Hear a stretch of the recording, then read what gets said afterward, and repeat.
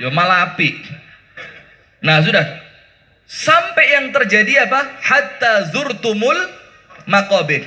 Orang yang semacam itu jamaah, Allah tidak akan menjadikan mereka sadar sampai mereka masuk ke dalam kuburan. Nah, ketika ayat ini dibaca, ini bukan untuk orang yang sudah mati.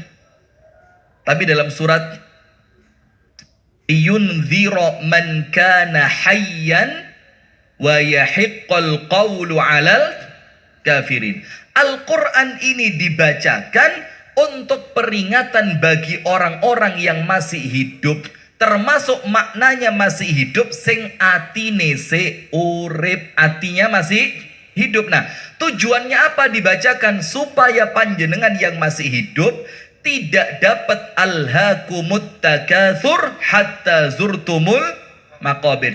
Lali bangun akhirat, disibukkan dengan bangun dunia, sadarnya ketika sudah masuk ke dalam kuburan. Nah, maka kita lanjutkan ceritanya perempuan tadi. Ngomong sama suaminya, wis mas, wong jari dokter umurku paling telat sisa 3 bulan. Ini enak. Sisa 3 bulan ada peringatan. Panjenengan sisa seminggu gak nek sing ngiling nih. Sadar boten? Ini orang sisa 3 bulan dikandani. Sadar, sodako, tobat, sholat, ngaji. Lah panjenengan sisa seminggu gak sadar, sik dolin-dolin nge make up. Selfie, ustadz lewat, ustadz sik. Padahal sisa seminggu loh men. Nah, maka dengan itu jamaah, perempuan ini ngomong sama suaminya, mas, wes ngene mas, ridhokan, sampean ridhoi. Apa itu? Saya mau sedekahkan semua harta saya, karena saya tadi cek ke dokter, ternyata sudah stadium 4 lanjut, yang menurut dokter umurku sisa 3 bulan. Kata suaminya, ya wes gak apa-apa. Sudah mulai dia datang ke Islamic Center.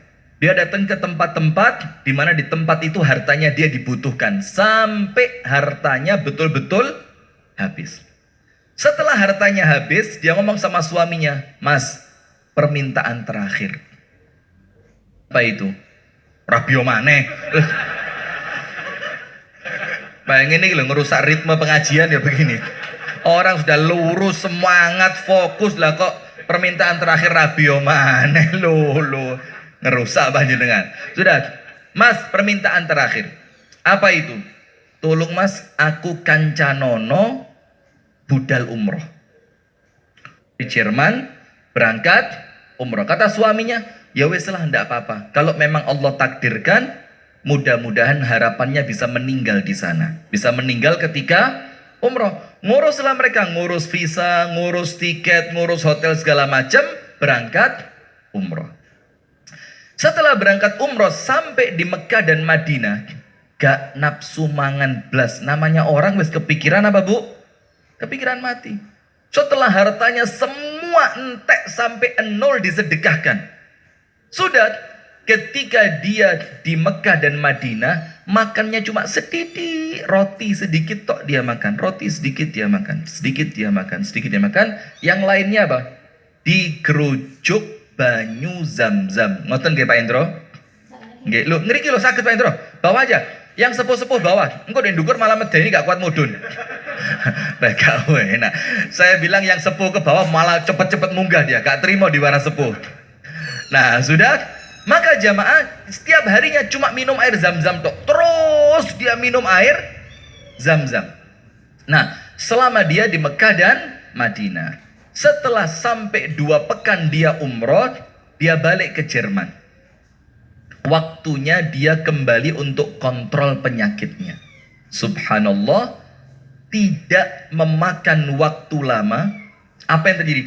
Dicek sama dokternya. Ini kurun waktu kira-kira 1 bulan pas setelah dia divonis kanker yang pertama tadi.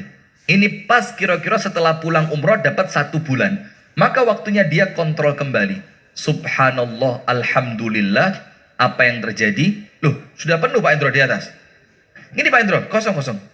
Oh ya sudah, aman. Wis, pokok panjenengan atur lah. Pokok pinaraknya yang paling enak sudah ya. Sudah dicek sama dokternya. Subhanallah, panjenengan tahu apa yang terjadi? Dokternya kaget. Yang awalnya stadium 4 lanjut, habis sel kankernya entek blas. Sampai dokternya tanya, loh, Anda ini pulang dari mana? Anda ini habis berobat di mana? Dokternya siapa? Obatnya apa? Kok dalam waktu hanya sesingkat ini, tiba-tiba semua penyakit yang ada di tubuh Anda entek blas. Perempuan itu ngomong apa? Saya tidak kemana-mana. Saya cuma berangkat ibadah ke Saudi Arabia untuk menunaikan ibadah umroh. Kata dokternya apa? Dah ini mesti ono sing liyo ini. Karena sel kanker Anda entek blas. Ternyata perempuan itu mulai mikir, apa yang tak lakoni yo? Kepikiran, oh, ada satu hadis yang sahih riwayat Al-Imam At-Tirmidzi di mana Rasulullah Shallallahu alaihi wasallam bersabda, dawu marbakum bis-shadaqah. Obatilah orang-orang yang sakit di antara kalian dengan ini asli apa Pak? dawu marbakum bis-shadaqah. Obatilah orang-orang yang sakit di antara kalian dengan sedekah. Langsung dia ingat hadis itu. Ternyata Nabi Muhammad SAW menunjukkan kepada kita, mengarahkan kepada kita, memberikan tuntunan kepada kita salah satu obat yang kita yakini mengobati penyakit dengan manjur. Menurut Nabi Muhammad obatnya apa? Sedekah. Nah maka perempuan itu langsung mikir, oh boleh jadi dengan sedekah ekstrim tadi, dari yang kaya raya langsung jadi 0 rupiah. Saya bukan ustadz yang sebelah loh ya, yang nyuruh Anda ngeluarin dompet, keluarkan semua, masih ada cincin, keluarin cincin, kumpulin. Saya bukan ustadz itu, cuma ini mengingatkan kita, ternyata keajaiban sedekah itu nyata. Nah kalau saya mau cerita liane yontek waktu nih. Karena banyak sekali cerita-cerita yang semacam itu, bagaimana orang-orang yang sakit itu subhanallah oleh Allah diberikan keajaiban kesembuhan lewat sedekah. Nah sekarang